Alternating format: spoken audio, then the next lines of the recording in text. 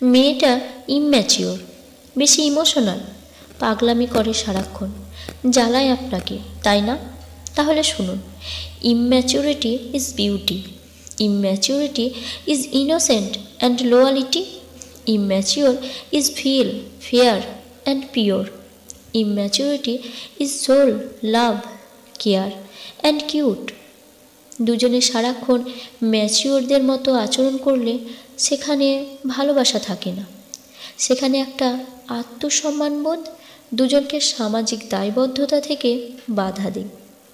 একসাথে থাকাটাই সব কিছু নয়, ভালোবাসা কোনো অফিস না, এখানে এত পাঞ্চুয়ালিটি এর কোনো কিছু নেই যে তোমার গায়ের গন্ধটাকে এখনও প্রিয় গন্ধ বানাতে পারেনি।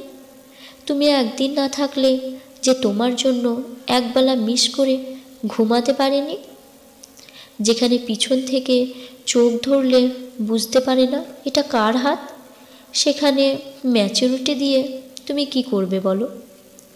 কি হবে জীবনে এত ম্যাচুরিটি আর পারফেক্ট মানুষ খুঁজে, যদি সেখানে ভালোবাসাই না থাকে?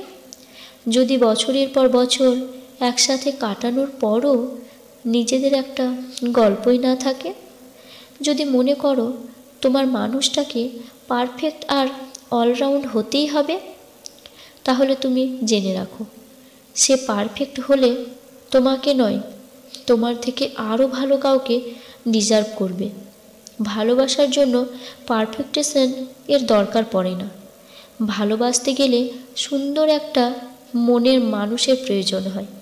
খুব সহজভাবে বলি, মানুষ কখনো পারফেক্ট হতে পারে না, কারণ পারফেক্ট মানেই হলো পূর্ণ, সম্পূর্ণ।